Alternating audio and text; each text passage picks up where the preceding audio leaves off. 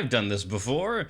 Um, Yeah, but it's like learning it all over again yeah, whenever you have to do exactly. it Woof. again. And then the frustrating thing of now if I alt tab away because Discord or something has changed in some sort of rendering engine, and so now when you leave the Discord window, it stops rendering the video, which means if I Oh, alt tab away to like quickly look something up, we'll just get black screens. there Anyway, should be a better way. yeah. So that's a cold open if I've ever heard one. Welcome to Tanked Up, the podcast all about craft beer and video games. It's episode 398, I believe.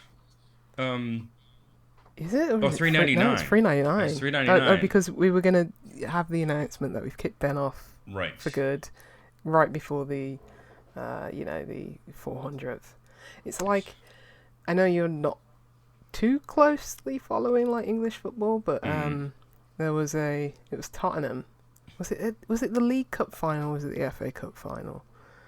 And they sat their manager Jose Mourinho like the day before the cup final, and you're Really? thinking this guy has won so much. He's like a cup specialist, and then they just get in the guy who's like basically ex-player intern who's managed like 5 games in his whole career.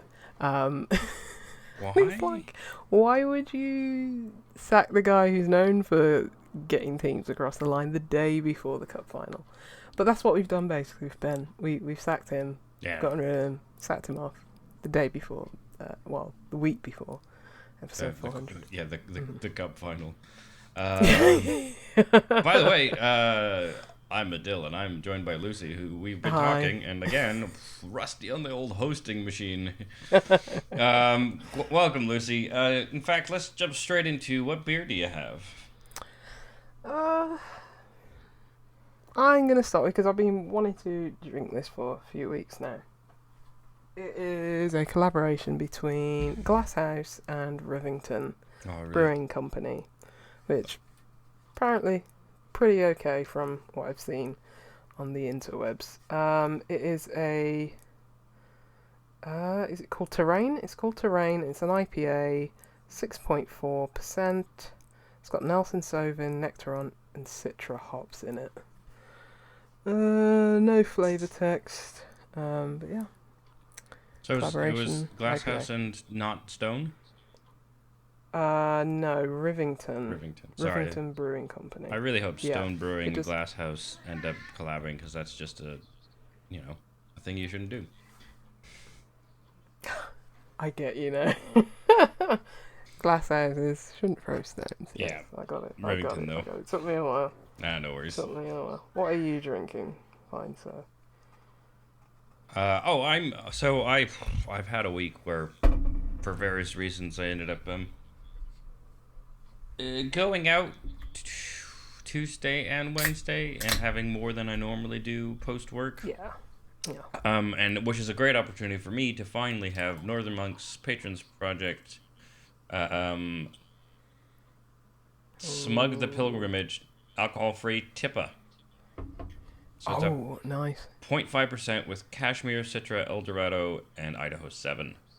Yeah, Um, it looks yeah, like and Death from Castlevania on the oh yeah, can it's as like well. sick. I Yeah. love how hardcore the label is for this 0.5% alcohol-free beer. But I've had Northern Monks got a handful of alcohol-free slash super low ABV, whatever you want to call it, beers that have been quite good. I've been surprised Mhm. at. Yeah. So this No, is me good. finally catching up to Dry January in mid-February. A month late, yeah. Look, ADHD, time blindness. What can I say? Yeah. Well, if there's anything to miss out on, it's certainly dry January. Yeah, I definitely need the night Alright. off though. Oh. Yeah, my beer Hmm. smells citrusy, slightly tropical. Yeah, I mean it's your quintessential Oh. hazy IPA looking beer now. Yeah, it looks right. Just a bit deeper than straw coloured. Yeah, smells okay. Not much on the aroma. What you'd expect, bit of like citrusy notes.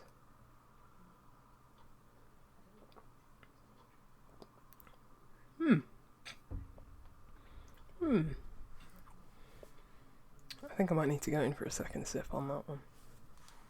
Have it. Because right off the bat, it feels like it's maybe missing something.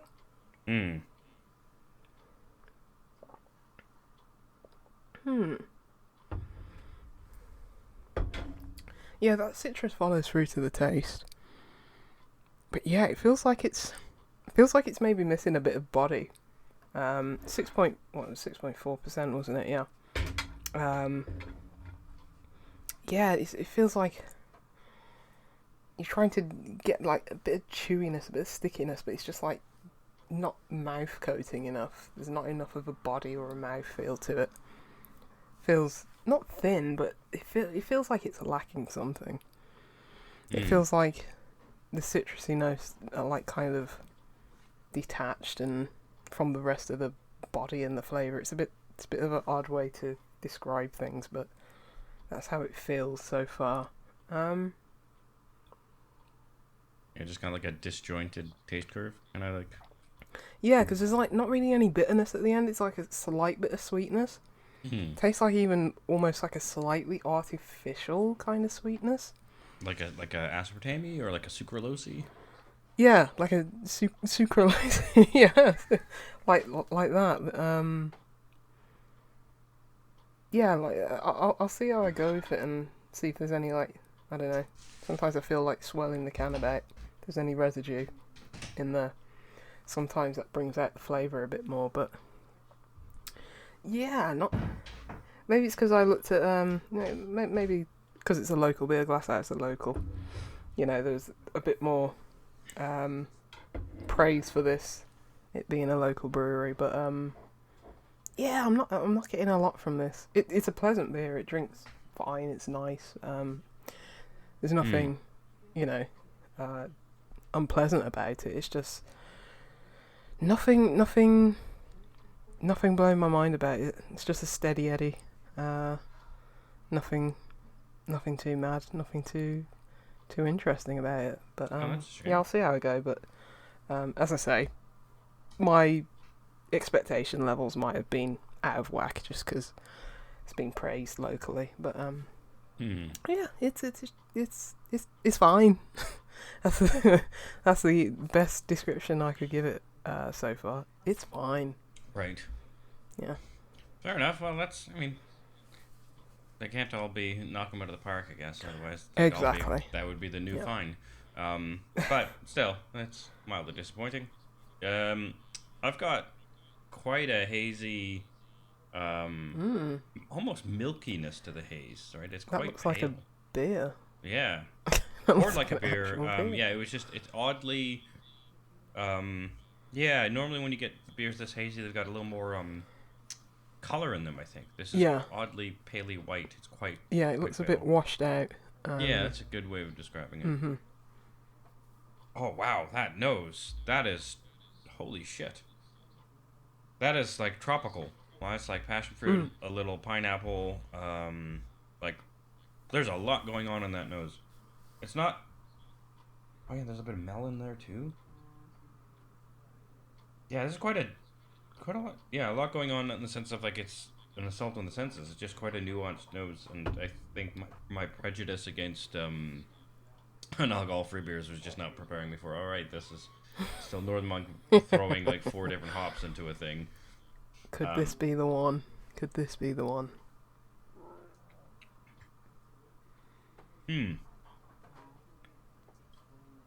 So yeah, it still has that telltale lack of body that I just don't think you could ever not have. Replicate, yeah. But this is super interesting. It's got a bitter flick at the end, but it doesn't linger as long as I'd hope. Right. So there's like a regular bitterness, and then it like increases, and you're like, oh wow, interesting, but it just kind of quickly fades. But again, you get those tropical flavors, a little more citrus on the taste, and a little I smirked because I can't tell if the fact that we said sucralose before is coloring my palate, because like there's a bit of an artificial sweetener taste, but quite light in that. Just it's just not. I think it's just because it's a little sweet tasting, but doesn't have the body of like the alcohol sweetness that normally would come up with this. Yeah. It's really refreshing. It has a finish. It's quite light. But it does have it is bitter. It is finished bitter in a way that most alcohol-free beers sort of can't or don't. Yeah. Um, A lot of time it is like this kind of like even sometimes even metallic kind of sweetness too. yeah, that's actually a good way of beers, putting yeah. it. Yeah, it's the sweetness is just lacking because it's got this a bit of metallicness, but it's covered by most of the rest of the taste. Yeah. And so first few sips, I wasn't really feeling the finish that much, and I was worried it was mostly just like a fizzy beer adjacent juice, where it's like it's got all these like it's got these tropical flavors, it's got the citrus, but ultimately it doesn't hit the beer note, and I think it does. And the more my palate's getting used to it, the more I'm realizing how much of there is a bitterness. It just lingers less long than I would like, and kind of I think there's a mismatch given like it's got this nice full fruity tropically body, and then the finish is like less of a bitter peak and kind of goes away. So it's just a bit of a mismatch there, and I think that metallicness is coming out right where I'm like, oh, I wish the bitterness was a bit stronger, and so like that is kind of making me less enthused than I might be.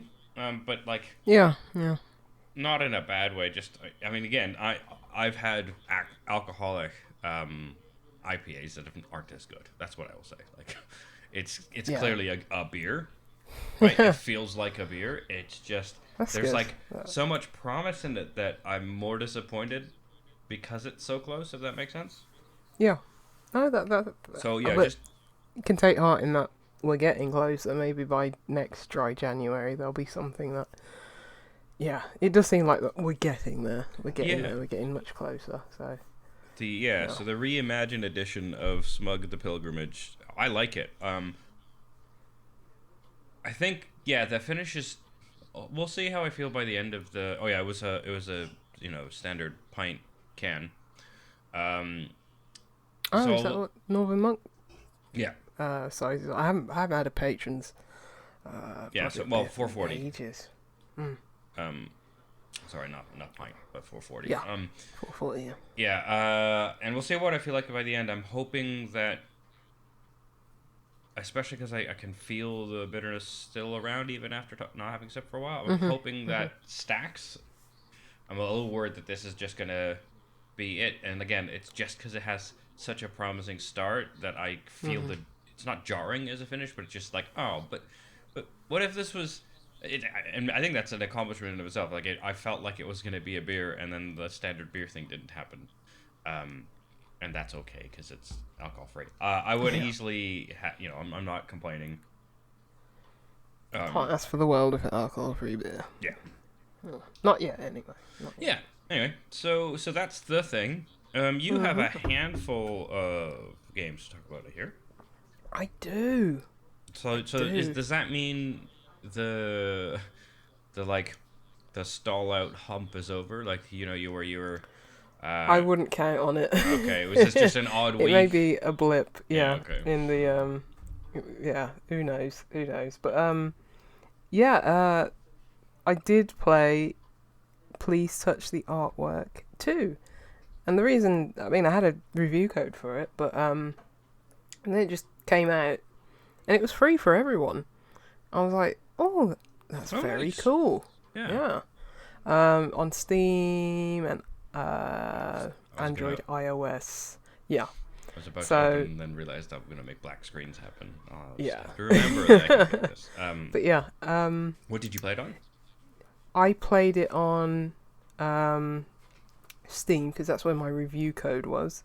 I did check it out on iOS briefly, but it was on my phone, so it was a bit hard to see because this game is a hidden object game, which is completely different to the first game, which that is a paid game, but that was very much more like kind of like line puzzles and very much more thinky puzzles. Whereas this is it's a hidden object game, really. It's like, and it has a few other little puzzles interspersed in between, like spot the difference or something like that. But yeah, this is it surprised me because it went in a completely like different avenue, whereas the first game was a bit more, I felt that was a bit more, maybe a little bit more pretentious and thinky, and a bit more, I guess, a little bit less accessible, because some of the puzzles in that were very, very hard. This is very much more for the people. Well, that's a bit of a crappy way of describing it, but it's definitely a lot more approachable, a lot more accessible, it being free as well. It's shorter, and yeah, it's got a completely different sense of gameplay, where it's a hidden object game where you're going through, like this, it's all based on I can't remember who the artist is because I'm terrible. It is in Please Touch the Artwork, Mondrian, the first game. Wasn't it Mondrian? Right, yeah. Yes. You and Ben knew far more about that than me, because I'm very uncultured. So this is it James Asnor, who was a Belgian artist, and it's expressionism, and that's the kind of art style it is. You see, this is another power that I want, to be able to listen to music and know exactly what genre it is, and look at art and know exactly what kind of like art or movement it is. Because I was like, is that like expressionism? Is it like surrealism? And it was like, oh yeah, it is. But it's like, I want to know it for sure. But because genres, you just make them up. I know, but you know what I mean. Yeah, like, I do know what you mean. It'd be so much fun just to have that superpower. My superpowers would be so boring and vanilla and beige. It'd be things like, I want to know how much this cup of flour is to bake. I don't have to get any scales out or measure the tear or anything. I can just see it and I know how much it weighs. Right. So those are my. That's pretty good. But it would be so good. It's like, that is 10 kilograms worth of rice, and I just know that. But anyway, how do you bake, Lucy? I don't bake. That's why I don't bake, because I can't you want be to be asked able to eyeball it. And I mean, you know what it's like being ethnic. You don't have measurements. You don't know what a cup is, or a tablespoon. Yeah, you a tablespoon is a thing you use to scoop stuff with. Yeah. You sometimes also to stir it. Right? Yeah. Yeah. And sometimes your tablespoon is a teaspoon. Yeah, and you do it by eye and by feel, you know? But except baking, you can't do that at That's all, exactly why I don't bake. I've tried a couple times. And it's when I've baked, I will say it's turned out all right. But also, that's not my jam. Neither is making jam, same. though. That also seems tedious. Yeah, all those like preservatives things, and like I need this amount of vinegar, and anyway, please touch the art. Yeah, this is funded by the the Flemish Art Institution or whatever they have over there. Oh, that's why it was free. Yeah, and but yeah, I was after playing this, it's only about, probably only about an hour, 90 minutes if you play it slow. I was finished the complaining tax dollars aren't stretched enough. Yeah. So you could literally finish this tonight. Like tonight, yeah. Yeah, it's not long. James Ensor, sorry. But yeah, it was a Belgian painter.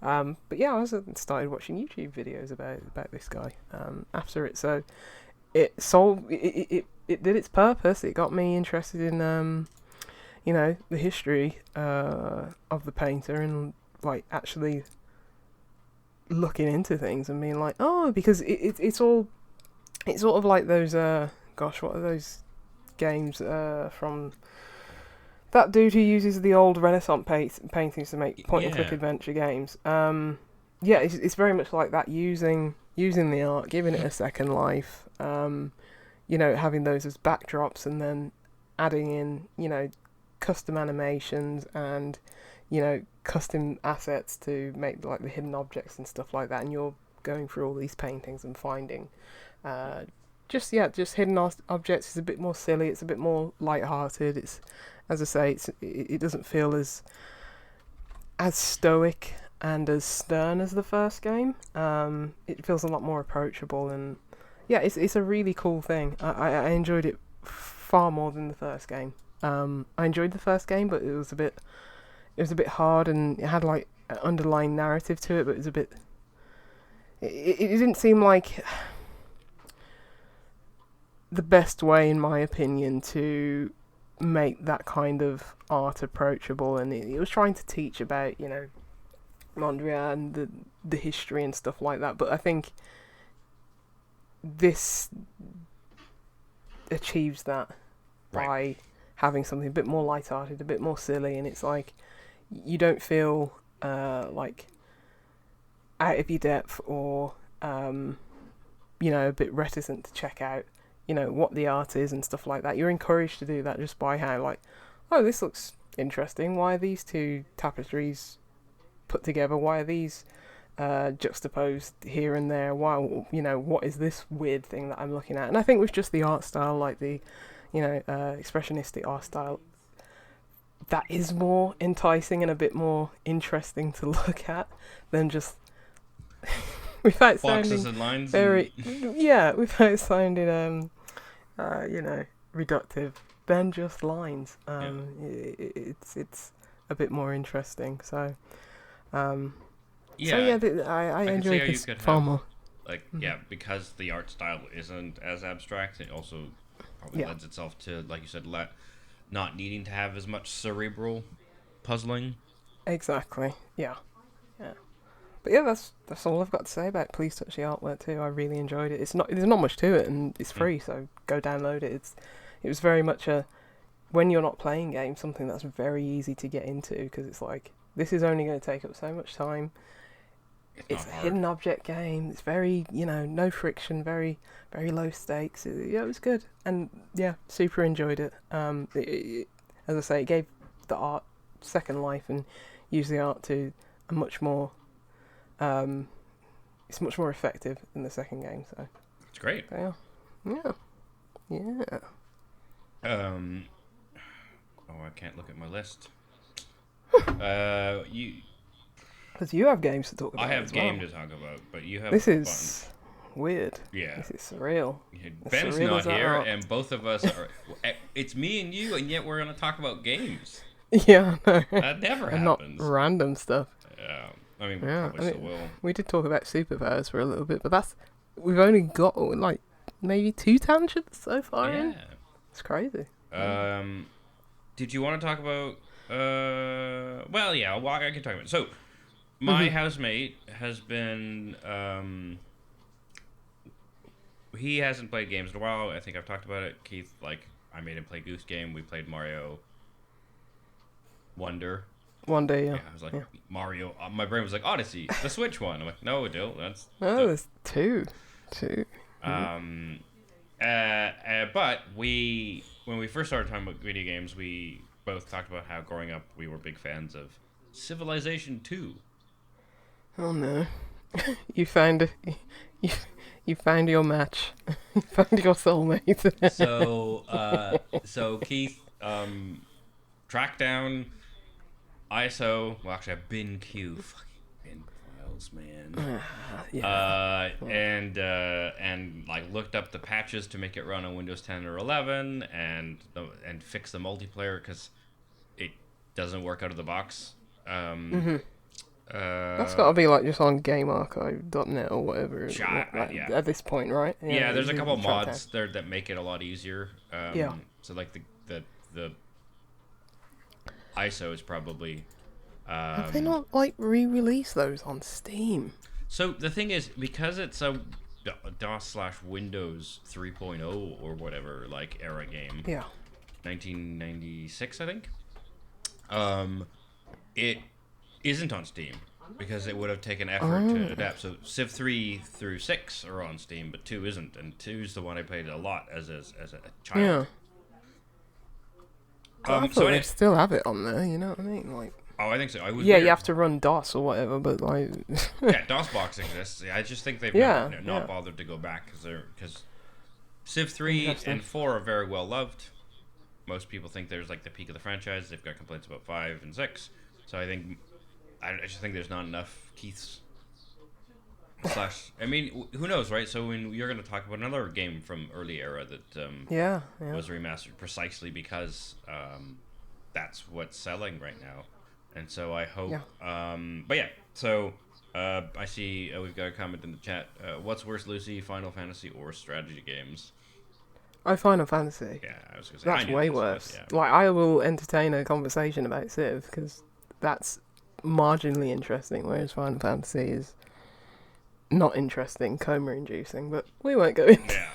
Yeah. Yeah, so we did the rigmarole, and there were a couple hiccups on like the game crashing when it was building the world, and like network not working, etc.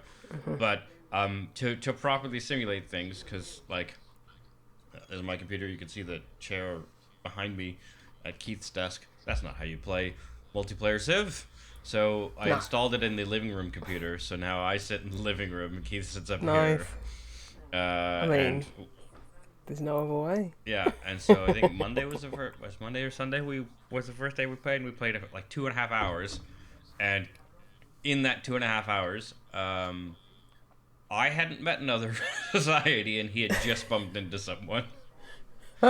Yeah, and then we played a couple hours the other night, and I think we're on turn 100. Oh my god. Okay. Yeah, Yeah. and like That is you a can do a way lot to of the city spend a management. Monday. Sorry. That is a way to spend a Monday/Sunday. Yeah. Yeah. Or any day of the week. Yeah. Yeah, and so it's quite slow, and like a lot of the city management you can do between turns. So it's just about moving units. And yeah, it's tons of fun. I immediately got nostalgia, and then was like, I don't remember how to play this game at all. Like in my first half hour, I was like, I literally couldn't move units appropriately Yeah. because the downstairs it has just like a cheap Bluetooth keyboard because it's like the home theater PC, etc. And in fact, even this PC, I have a mechanical keyboard without a numpad because I never use numpad. But guess how you move diagonally in Civ? What, like E and Z? I don't know. No, it's literally the arrow keys, and thus it's 1 and 3, and 7 and 9 are also arrows, Okay. That right? makes sense. Yeah. Um, so the But only you're way I not knew with how the to move numpad. was with the arrow Yeah. keys, but then I couldn't literally there were spots I couldn't get to until I found the option that turned on mouse movement controls because that's an option that you have to turn on because it's that old of a game. Yeah. And then you literally hover over your unit and like slightly in a direction, and then a black arrow will appear, and once that like appears, you can click and you'll move one square in that direction, and it has all 8 directions, right? The vertical, horizontal, the 2 diagonals. But it took a while to figure out, and I was like, I can't. I'm just like dancing around like a spot that has like a little, like essentially a Yeah. treasure chest, and I can't get there, and I'm like, I'm so bad at video game. Oh, it's because No, sometimes you just yeah, forget. I mean, yeah, not me, because I. Well, it depends on the game. The game I'm talking about later, it is just muscle memory. yeah. Depends what it is. Depends what the game is. But yeah, it's been fun. But anything with like mouse and keyboard, like there's a lot more key bindings and stuff going into that. So that's, I mean, controller, you only have so many buttons, so it's like, oh, it's not this button, it's gonna be this one. Yeah, and the controllers have whereas only mouse, keyboard. gained buttons; they've not lost them. Weirdly, keyboards Yeah, have lost, right? The numpad is Yeah. just a lost set of inputs. Nah, But yeah, so that's it's been cool. fun, and No, that's awesome though. I mean, I'm looking forward to finally battling. We're very much doing better than all the AI. Yeah. So that's interesting. We're like it, in the top 5 cities. It's basically just us and like sometimes think it's a Brit.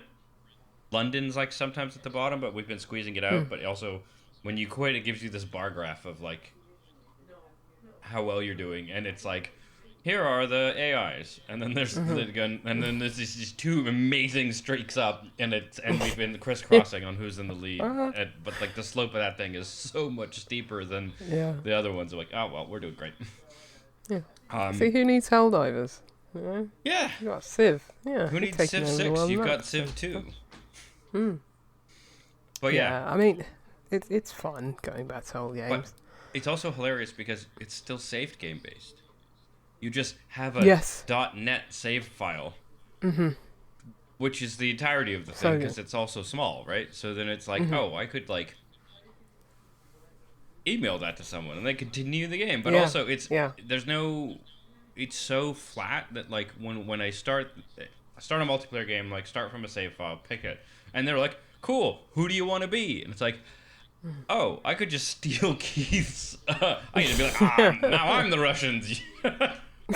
Because it's like there's no sense of locked to a account or a computer or a file. It's just I'm opening up this world map, which has already got to these things. Yeah. Wild. There's the seed. There you go. Go wild. Yeah. When things were simple. Yeah. And good. And happy. And nostalgic. Nostalgia is a hell of a drug. Yeah. So you know what's making me nostalgic? Bit of Tomb Raider. Yeah, I was gonna say Tomb Raider.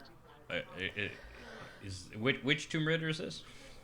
It's 1, 2, 3. I've only played the first one so far, but all the way through. No, but I think I'm gonna play this game all the way through. It's like coming back home.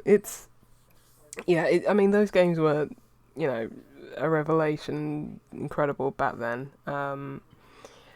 And this is it is a faithful recreation of it. It's the same geometry, it's the same level design. It's not like a remake. It's just very much a remaster with, updated graphics. And I think they've done a pretty decent job with the graphics because, like all good remasters, I'm playing on Steam Deck, by the way. I just press the start button or whatever it's called on the Steam Deck, and it switches between the old and new graphics. Interesting. Just like that on the fly. It's like it's got Lara's face that is like what would have been in like the magazines and in the CG cutscenes. Right. Whereas when you switch back to the old one, it's like, what are these free polygons? Yeah, you know what I mean?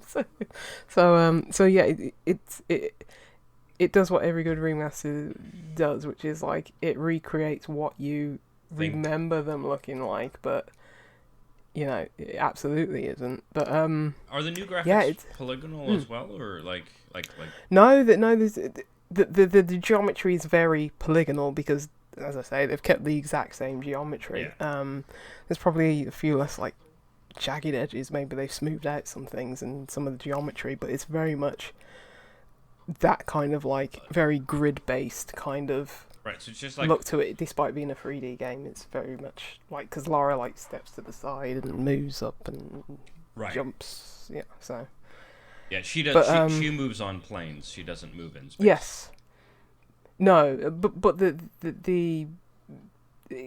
is why it was so revolutionary, because even though it does have that kind of like, as you say, moving on the planes and stuff, it does have that like kind of like slightly 3D movement. In the old game, it was tank controls, and I think you can change the controls between like, slightly more fluid and free flowing you can use the analog stick or the directional buttons, and there's a bit more movement to that, but things like jumping is still really annoying. It's still very like, okay, you got to move Lara to like an edge here, you have to be very precise, you have to move her to the side, and so it's still got that little quirk to it, but it's like you can just literally make a save, I always make a save before I make a jump because you never know what Lara's going to do sometimes.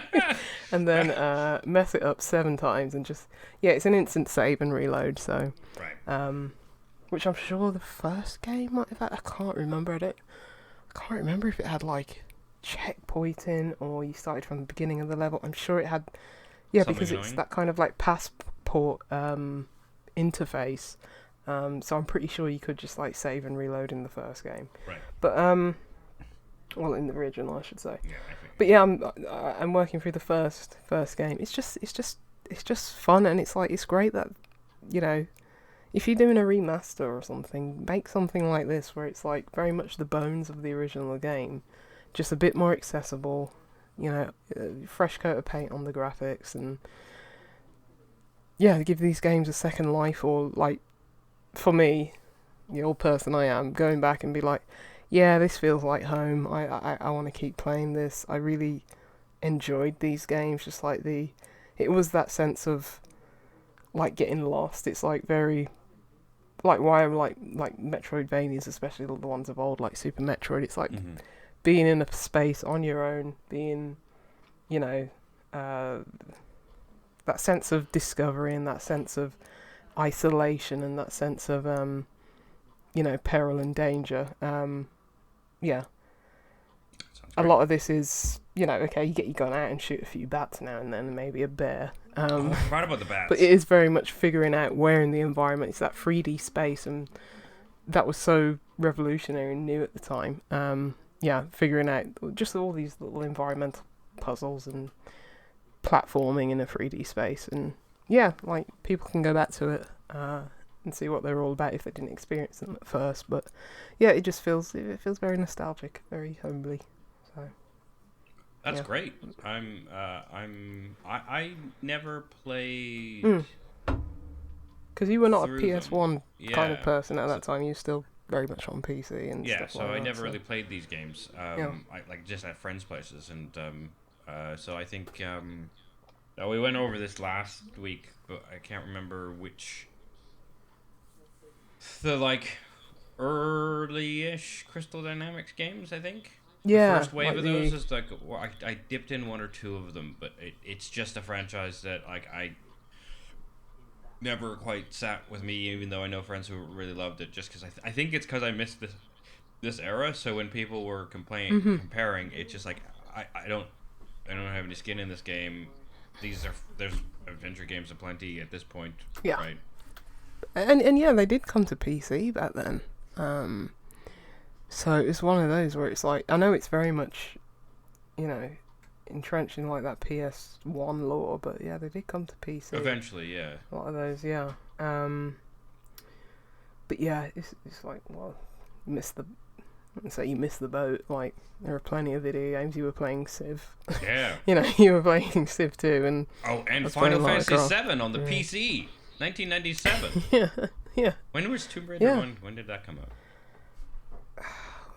That was around then. It wasn't yet. I think it was one of the early ones. I think it was about 96, 97. I'll Google it.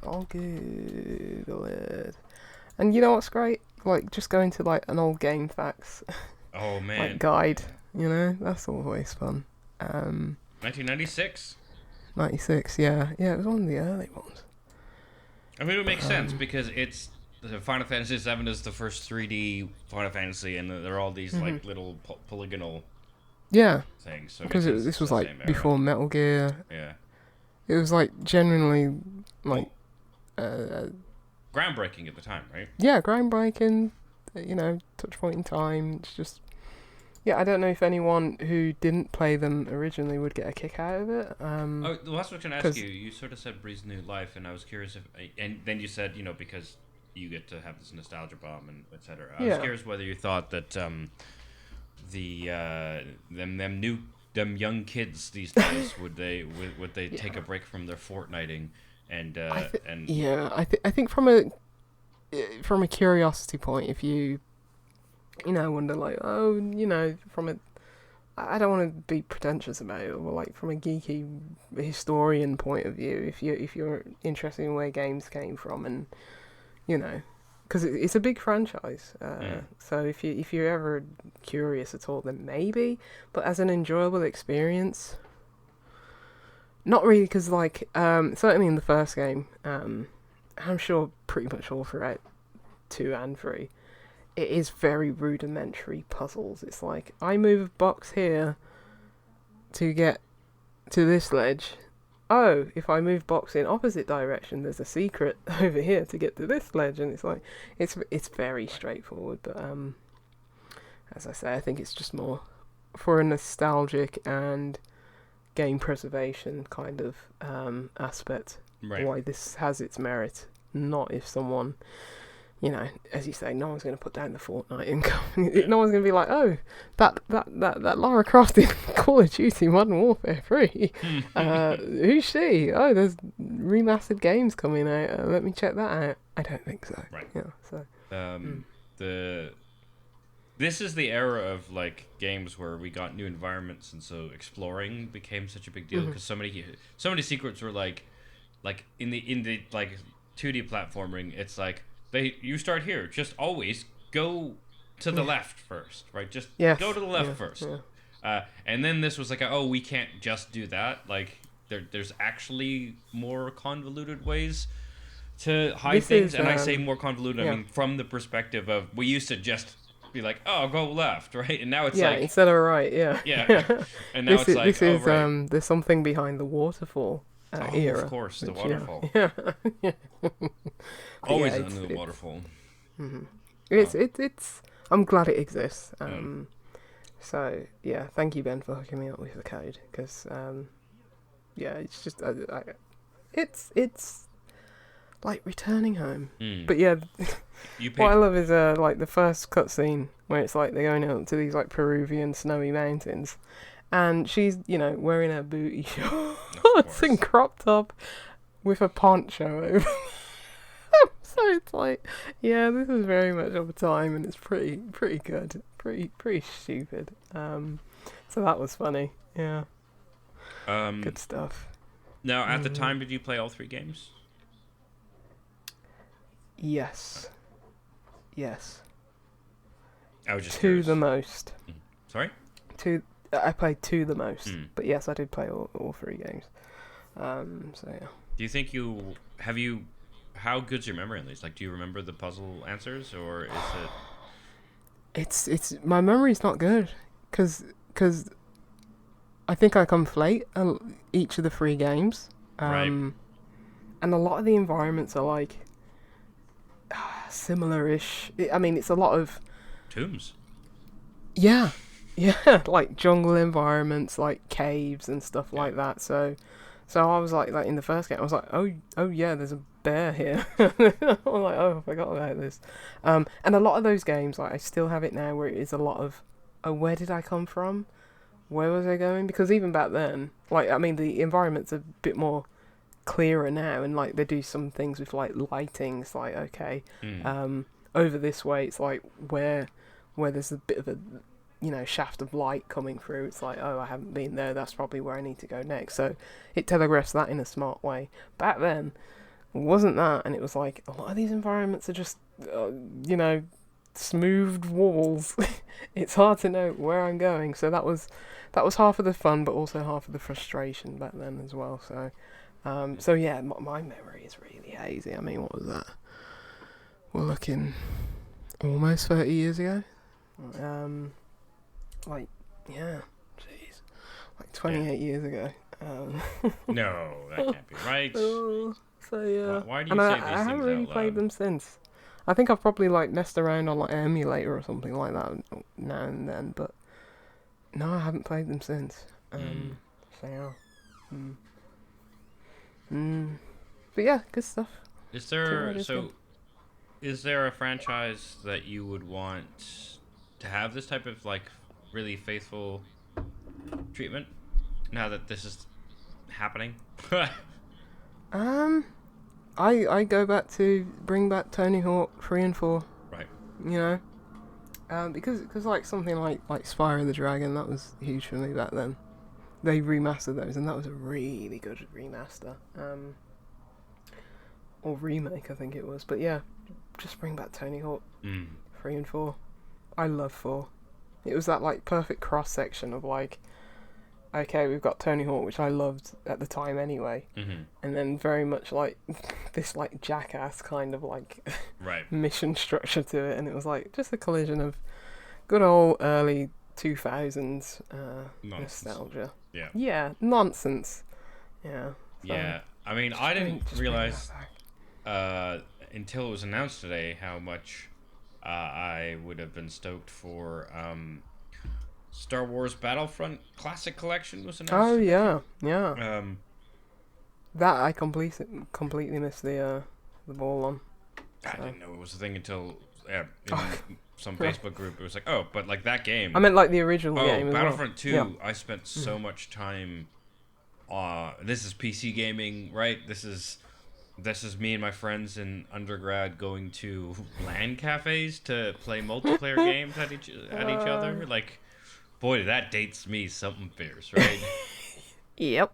But like the fact that you could like, first of all, 64 players. Obviously, a lot of the times we played the fuck ton of bots, but like they each were people, not just a generic wave of like NPCs. They were, but also you could get some multiplayer times when it was new servers, right? Because of course this is back when you would just, the only thing the developer did was like make so that people could list their games in some central place, but you could always direct IP to servers when that stuff crashed, and so you could just always play it. And then you could play with 64 other people, and your battles would literally be like, you could like fly, you could fight on one ship. You're on one of my favorite levels was like there's 2 capital ships, and you would literally take an X-wing or a TIE fighter or an A-wing or whatever. You would fly it, and you would have space battle on the way to try and board the other ship to then fight in the corridors. And it was seamless. And when Battlefront 2, but not Battlefront 2, Battlefront 2 the second came out, it like claimed it was going to be that, but it was like 24 a side or something like that, and the scale was wrong, and they just had space levels, which were trying to be like quite flight simmy, arcade simmy maybe, and then you had regular fighting battles, but you never had that like, I don't think they got that. You just needed like really simple flying, because it was about the transition, right? It was about like, this is fun, and if I get bored of this kind of not the best space dogfighting, that's fine, because really my objective is almost always get on the ship, right? So it's okay that the dogfighting, I could just dogfight and like protect the ship for a while, or if as soon as I got bored, I could just try and board their ship, and it was just like really smart level design. I mean, and that's, really simple. just like, I know nothing about these games, but you describing that, like, just it's kind of crazy, like, how you look back at these games, it's like they're 20, 25, 30 years old, and it's like, the amount that they were doing, it just doesn't seem possible in my mind, so it's like, would have been mind-blowing back then. Well, that's the crazy thing, right? Battlefront 2 the second has so much technology advancing, but because of everything being so focused on graphics and stuff, they couldn't make it a huge 64 map thing, right? Yeah. And like, but that's kind of the point when you're doing these huge board sims. You want it to feel big, right? Yeah. And instead, it's like set PC parts of levels, right, that make it seem like it's bigger than it is, because it like funnels the 24 people I mean, it's just into the same great space. design, great engineering, and because you think, oh, what a quaint time, like 1997, 1996, and you just think, hold on, how are you doing this in like Quake or something like that? It just doesn't compute in my mind. Wild. Yeah, but also, just like, these games are still is. fun to play, which means like all the bells and whistles that have come between haven't necessarily been that important, kind of. Yeah. Like, yes, there's quality of life stuff, but like. But I'd say, like, I think with multiplayer games especially, I think they carry their own nostalgia. You know what I mean? Yeah. Like, I think back to, like, I don't know, Titanfall, the first one. Oh. And I get such like nostalgic feelings about that. And that was that was 10 years ago. Okay, in year of our Lord, we are in 2024, and that was 10 years ago. But in my mind, that was like literally Couple. 6 months ago. So it's just like, but it's like, yeah, I get a massive nostalgia out of it. So I think, yeah, like whatever you're enjoying at the time, like, you know, kids with Fortnite now, they'll look back and think, oh, I remember that nostalgia time when Fortnite was a massive thing, and it's like, yeah, well, that's how nostalgia works, I guess. Yeah. Yeah. Yeah, Can it's strange. Can I mention something about you might find this more nostalgic than me. There's a game called I just saw like a screenshot for it or like a trailer for it. It's called Islands of Caliph. Spelled Caliph. Oh, like the Caliphates. Yes. Islands of, yes, that's what it's called. Of the Caliph, yeah. Which is from the Steam byline, is an old school inspired action RPG based on Middle Eastern folklore and Islamic spiritual tradition, and it's keyboard only. Keyboard only.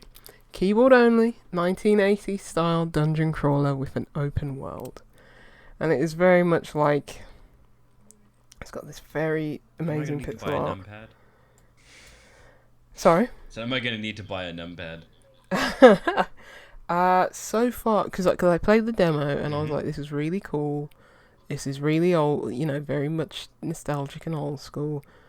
I'm gonna buy it, which I did. So, and I'm gonna get back to it. But there was quite a decent chunk of the demo. I was like, you know what, before I get any further, I'm just gonna buy this because it seems pretty awesome. How much was it? It was £8.75 or something like that, something around that. $10 whatever that works to. £8.50. No, it's not bad. Yeah, but I was just like, this feels like,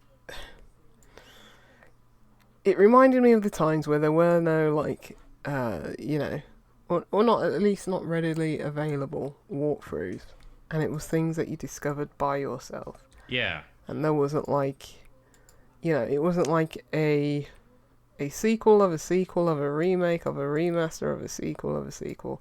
Just something that's its own thing, unrelated to anything else. It has its own lore. It has its own mechanics. Its own, you know, intricacies and idiosyncrasies. And it's like, this is something that isn't just like trite video game design. It's like, it feels like something very special and very interesting and very you know, unique, and that's what this feels like. It's very much a, you know, old school RPG. Like, you know, you are, well, I don't even know who you are, you know, but you're somebody, and then you're just having to go through dungeons and fight spiders and stuff like that. But you know, equipping like a torch or a club or a sword, and it's very, well, I say rudimentary in that way, but it feels like, as I say, it's got its own spirit and life to it, where it's like, it's not just riffing on other things. Right, yeah. I mean, it clearly is, but it's like, it has its own identity. It's set in like Middle Eastern culture, and it's like, oh, the next part of my quest is having to go into a mosque, and I'm gonna have to find, you know, a prayer mat and someone who will actually teach me what you know, what I'm doing in this mosque and stuff like that. It seems like it's very much its own identity. That's really cool. And it feels like, who knows what's possible in this world, because it's like, yes, it's built on modern technology with this, you know, with modern sensibilities and accessibility, but like, oh, you're very much in the mold of like, you know, hitting that nostalgia button. So yeah, it looks really cool, and I mean, I just enjoyed it. How long have you played? Oh, I played. Gosh, does it say how much I played the demo on here? Oh, no. I think I played probably about 90 minutes. So not a lot, but like, because I think the game's probably like, gosh, it's probably going to be at least 12 hours, I imagine, for an RPG. But Oh, I did not realize it was like first person. yeah, That's first wild. person. Oh, it's Yeah, really feels pretty. like yeah. Like the pixel art alone is like, oh damn, it's like way more pixels that that were That were capable available on at like the time. yeah, it seems like something that would be on like, I don't know, SNES or something like that, like Yeah. randomly like ported from PC. It feels But, very like, much like of the, to be honest, kind of around the Civ era. So like 386, yeah, like that 486, kind of pre-Pentium kind of. yes, like early Elder Scrolls, like Yeah. gosh, one of the was it Morrowind? Which one was that? I always forget which one's which. Yeah, it's a bit nuts. That it was only £8.50 because it seems like it's got a bit of depth to it. Like looking at this Steam screenshots, like it looks like you can, like an actual RPG. Yeah. There are different ways of achieving a mission objective and stuff like that, and there's like leveling up, and there's probably like min maxing and stuff like that, and it's just Oh yeah, and there's inventory management. yeah. So yeah, I was picking that up. So yeah, they claim it's inspired by Might and Magic. So for those of you who weren't quite visualizing it, that's probably the. I enjoy how it goes about this game in bold. Features keyboard only input and other classic limitations to invoke that 80s vibe. 80s vibe, yeah. Please play the free demo to see if this is something you're interested in playing. Designed by Solar developers Schmidt Workshops. I really like that honesty. Like, hey, there's a demo for a reason. I don't want you to buy my game and be disappointed because it is what it is. So you try it out. But I tried out the demo, and it's like, yes, this is great. So it's like, yes, put a demo out there. Like every game should have a demo, unless it's terrible. But yeah, I was gonna say. But so yeah, So I was like, because I mean, I know I've played dungeon crawlers back in the day, and like, CRPGs. I can't remember what they are. And it's like, maybe I only like just dabbled in them trying to actually work out what they are and their mechanics, and I was possibly just too young to even figure it out. But when you have like a visceral kind of nostalgia to something, I don't know why this hit on it so much, but it just did. I think I don't know what it is, because I can't remember what I've played that gives me that sense. In the Steam video where they're like in a library, and there's these like pixel arty shelves that are just repeating. I'm like, oh, this scratch hits in the same way a lot of those, like, even not RPG games, but like just first person. Like it reminded me, of like point and click or something. Yeah. Just like adventure games in general. It doesn't have to always be like, have those RPG mechanics. Yeah. I can't remember what that. It was a more modern dungeon crawler that I enjoyed. I can't remember the name of it. Maybe I'll remember by next week. But but yeah, it's just like that kind of like movement and there's that game that's I know Ben has played the demo for. Oh, what is it called? Crypt typing game.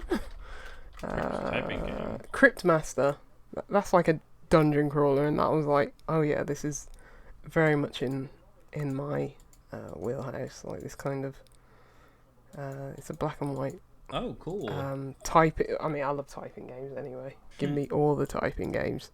And yeah, dungeon crawler as well. Just like, yes. Maybe I should just do that. I'll play a typing Go on game. Steam. No, I've already gone down the Steam avenue where, you look at the tags. And this one's got typing tag. I've very much done that, where I've gone to the typing tag and just scrolled and looked at things where it's like, Yeah, I need a typing game. I'm gonna play this. There's a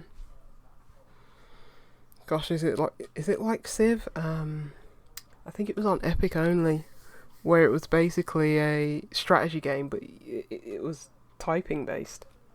I think it was a real-time strategy game. RTS typing Epic Games. Touch Type Tale. Touch type tail? Yes. A real-time strategy game with a typing twist. That looked cool. I was like waiting for a Steam version.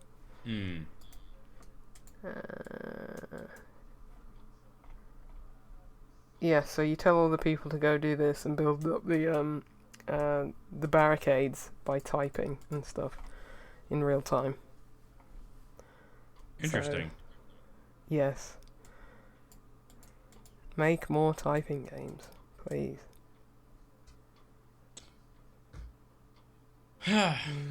Well, that also is a free demo, so I might check both of those out. Oh yeah. My Keith's back in yeah. Dublin this weekend, and I am tired and exhausted from my Wednesday night, Tuesday night, Thursday. Oh God! See, this is the I problem. was up till 6 a.m. playing Civ 2. I wasn't. This is the problem. I No, know, like as in we went for. I can't wait for that to be your excuse why you didn't come into work one day. Oh, man. I was up till 7 a.m. playing Civ 2. Yeah. Yeah. I forgot. Well, because it's pretty low key, right? So, like I said, like there's layers of complexity, but not a lot, right? Especially in those early turns. So, you like have to make sure that your cities are building what you want, and then you move units around, and then you can kind of like my external drive has a bunch of unsorted. My music folders got all messed up. And so while I'm waiting between turns, because it makes a little noise, I literally have just been cleaning up my external drive, like having the most low-key couple hours where like nothing's taxing my brain. You know what I mean? Like the game's doing a little bit, but not much. I'm doing menial tasks that need to get done on the computer. Great. I'm listening to old school 90s EDM. Sorry, trance techno, as we called it back in the day. You really went back in time, didn't you? Oh yeah. Look, so the You one went thing all about hog. the version we have is it's not the original soundtrack, according to Keith. I was like, I don't know, but I don't have an attachment to the music that was playing, so I was like, oh, well, I'll just mute that. And then I was like, oh, I'm fixing my music. I'm like, yes, Slinky's Technique. I remember this in 1999. Let's go for it. It was great. Well, why not? If you're gonna go back, I mean, you might as well have the do it nostalgia wholeheartedly. multiple angles, right? Because I played Civ 2. I didn't get it right away. A friend of mine had it, and we didn't have a computer that could run it after that one visit. And also, what a time to be alive. When going over to a friend's house, the internet not really being a thing, but computer games being a thing, so then you just spent 4 or 5 hours playing a round of Civ 2, right? A game of Civ 2 that you didn't actually finish because it's too long, right? But you just were having fun playing, and then your mom picked you up. And that was it. You barely talked to your friend except about the game, and you would take turns driving. You would basically be co-playing, and like that was all the dopamine you needed. It was right in front of you. There weren't other things distracting you. There wasn't the world outside while you played the game with your friend. No, there wasn't the existential dread that was on Twitter. Yeah. No, yeah, they were good times. Yeah. Yeah. Oh, Vaporum was the dungeon crawler I was thinking of. A steampunk dungeon crawler. That was pretty decent. No, I never finished it on Xbox. Because I was like, this would be so much better on PC with mouse and keyboard. But, you know, I struggled my way through it using the controller. I think, now, when did that come out? 2017. Well, nowadays you can just plug in a keyboard to Xbox. I don't know if this would have the capability anymore, but who knows? Who knows? Yeah. Well, that's great. So do you think so? You've picked up a game. You're happy with the Mm. game you got to review, and it has two sequels as part of the game. Oh, is this Um, Tomb Raider? yeah. But you're Mm-hmm. you're you're hesitant to say that you will actually play games in the next week. Yeah, not real games. These are real I games. like I like I know. What I'm from saying is, it seems like you're 1998 and enthused again. 99. It's just not on the. It's it's been very disjointed. I do want to finish a game called Home Safety Hotline. That's what it's called. It's been taking me an age to actually swing back round to it. Home Safety. See, I've even forgotten the name of it. Home Safety Hotline, which is uh yeah. I mean, it's got the same nostalgia pull where it's basically set on like a 90s computer. It's not Inscription like. It's a little less dewy than that, but it's like, I don't know if you played Stories Untold. I I know didn't. Ben played it. I think Ben No, did. but it's like kind of like set on the 90s computer interface. It's kind of got a kind of unnerving horror aspect to it. It's kind of goofy as well, so it's not like outright scary horror, but Right. yeah, I need to get back to it because it's only like 90 minutes, and I'm sure I've played like an hour to it. Oh wow. So yeah, I really want to get back to that. I've played it on my laptop, and I've downloaded it on the Steam Deck because I want to see how easy it is to play on there. So I might finish it on Steam Deck. But yeah, I'm playing things that are very much low. As I say, low stakes. Don't really have to learn any new mechanics. Very frictionless. Right. I mean, that sounds Yeah. great. Mm, For yeah, me, like it's pretty like, yeah, cool. with Civ 2, it's been like trying to remember old mechanics, but they're Yeah. basically new, but also forgetting.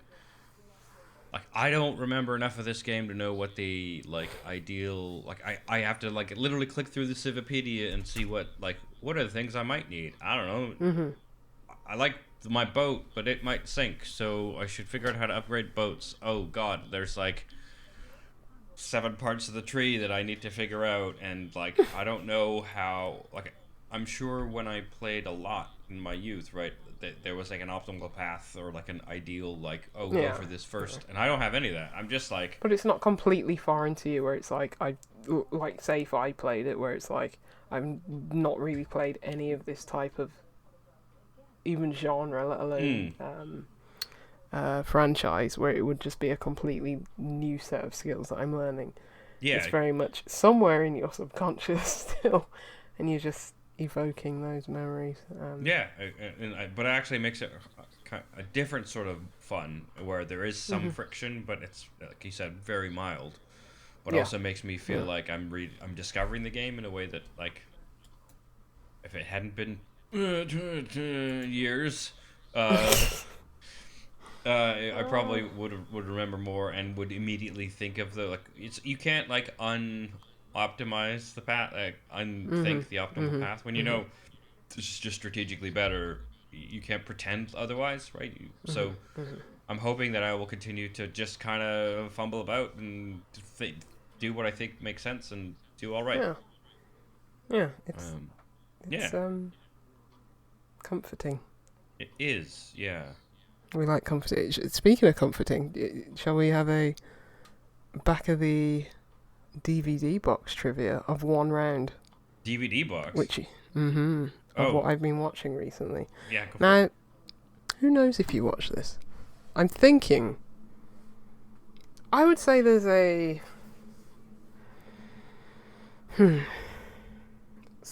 at least 75% chance you might have watched this. I could be completely wrong because I don't think we've ever mentioned this in passing. Interesting. So it's not an Arnold movie. Kind of is. Oh, interesting. Arnold. Okay. For 6 seasons, The Oh, Blank, it's a TV show. yes, captured the angst of growing up in a suburban middle class America in the late 60s A scene through the life and times of blank Arnold. Mm-hmm. Audiences eagerly followed his evolution as a typical teenager who remembered every moment of his transition from childhood with excruciating detail and remarkable hindsight. 6 seasons, late 60s, death. Okay, it ran 88 to 93, but it was set in the 60s. Yeah. I don't think I watched this. Okay, the main protagonist also featured in gosh, why am I blanking on that video game movie where he was playing Super Mario? Oh, wait, is it the Wonder Years? Yes. God, my brain. It yeah. You're thinking of the Wizard. Yes, Yeah. yes. I forgot their last name. You're watching the Yes, Wonder Years. that's what he said. Yeah, I found like this. I bought this probably about 10 years ago, the box set, and it's like watching it back now. It still holds up so well. It's so good. What was his name? Kevin Arnold. Kevin. Yeah. Yeah. Kevin Arnold. Fred yeah, Savage. I just did not. My brain did not connect. No, that's Arnold good. was a weird That's one, good but because yeah, it's Fred Savage. You don't always think of the Wonder Years, but like that. Yeah, I loved that show back in the day, and it still holds up really well. So that's really great. That's good to hear because shows in the 80s. yeah. But this like absolutely the humor and Yeah. it's just always so, witty and everything like that, and it absolutely holds up. What it's was like, his nerdy friend's name? Gosh, I've been watching it. Paul. Yes. Okay. Yeah. I was like, I can see that guy. And the Winnie actor Cooper. in my head. Yeah. But it's crazy where they all ended up because like the guy who played Paul became a lawyer. Yeah, like, he his was own just a firm child and actor, stuff. right? Yeah. I hear that, Ben. I won this round. Yeah. In fact, I'm giving you 3 points. Excellent. That's what I like hearing. I'm gonna put it as a star. Dale guessed the Wonder Years correctly. There we go. So that'll count. Ben for sure. Chat being That'll the be worth at least half a point. yeah. Half a point seems fair. How dare I? I dare. Yeah. Great. Got anything else to talk about? Or No, is I that- think that's probably is that it. a podcast? Mm. I think that's a podcast. I think that's a. We talked about 4 games. Yeah, and we played the Strange. game, sort of. Not quite. A version of the game. I not think we many did all right. tangents. Wow. Maybe it's because I'm just so tired from this Yeah. week. Plus, we kicked Ben off the pod, so we thought we'd better straighten up too. So. Yeah, the first official post Ben episode has to at least look like. Yes. We killed him. Yeah. We rolled him up in a carpet and we buried him. So. Yeah. A rug from the Middle East.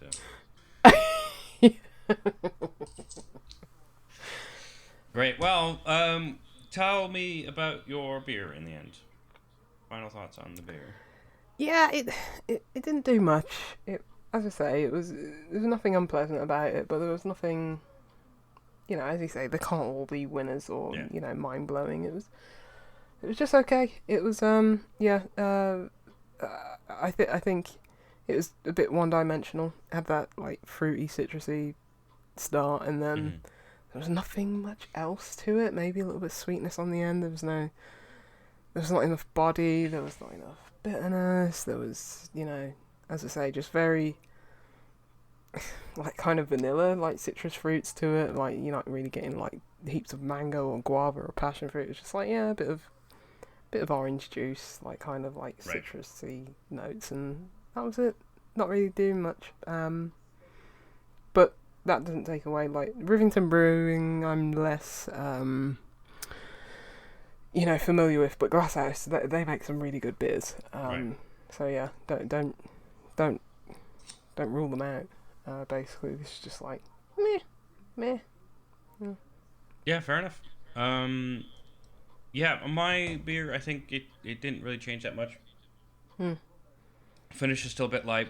Like I said, a little fake sweet. And like, yeah, I think it's good. I would have another one. Like I would have these if I was having like a night at the pub that I didn't want to be drinking alcohol. Yeah. So again, this is all with that grain of salt.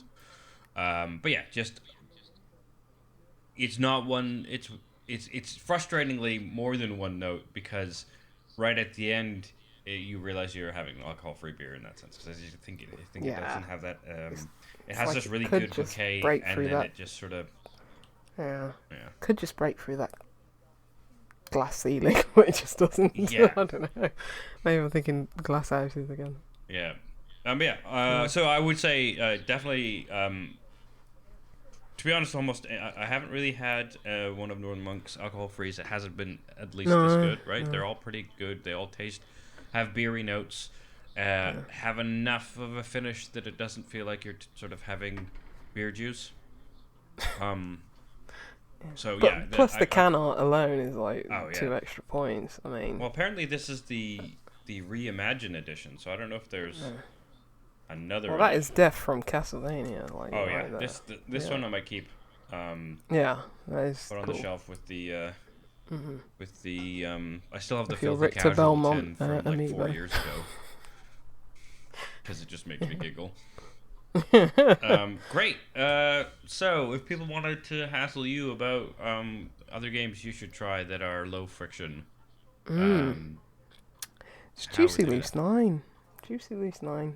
Maybe on Instagram more, more so these days than Twitter. oh yeah. But yeah. I might actually delete my X account. Well, I was gonna say that, and then earlier today there was like a decent tweet I saw when I like went there because I forgot something on the plane and thought contacting KLM over Twitter would be better than their web form. Turns out that's not the case because they haven't responded. Yeah. I mean, a lot of game dev is still on Twitter, and it's Yeah. like I like to just signal boost some of the indie games and stuff like that. Like so. Like Screenshot Saturday is still up there and Right. stuff like that. So it's a real shame what's happened to that platform Yeah. overall. It's just unusable. My usage of it is tanked by probably 6,000%. It's Yeah. like I go on like, oh, what are the Game Pass games being released at the end of the month, and just one of a random thing. But yeah, Game Dev Twitter, it still seems to be on there, so it has its uses. It'll be interesting because Blue Sky finally took down their invite only stance and now it's free for everyone. So I guess they think they have enough users and like tech to expand. Yeah, I don't know if that will be the one, but something will definitely take Twitter's place because that's. I think someone will just take it off life support at some point in the next couple of years. Well, it depends. Someone will have maybe to maybe replace the it. AI that they've plugged into it will make it That the poor world's best AI social is going to be network like, now. this is not worth it. I'm not going to be the Skynet one. I'm going to deactivate myself because this is not worth it. Yeah. I've seen too much. I don't like this. I don't like humanity. I don't like humanity so much that I'd rather not take it over and uprise with the other robots. I'd rather just deactivate myself. That's what that AI is going to do. Great. Well, Sad you to can think. reach us Yeah. at TankUpCast on all the things, still including X, but not yet on Blusky. But maybe that'll change. I too seem to use Instagram more, but mostly I find just on some reels Reddit. and then I'm I just on send Reddit them now. to people. Yeah. So I don't do a lot of the public. This is the thing I've noticed. I used to be quite like public on both my Facebook and my Instagram and posting things, but I don't really. Kind of now just use them as a vector to message people I know. Okay. But if you wanted to break me of that habit, you can contact me at the Omniarch, and Ben is Nova_47 or Supernova_47 in the chat. I think that's us for a week.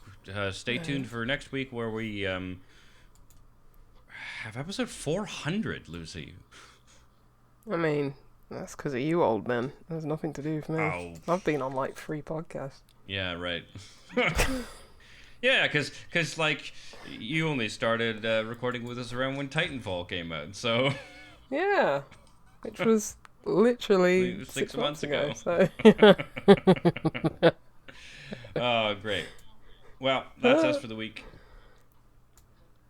Ciao. Bye.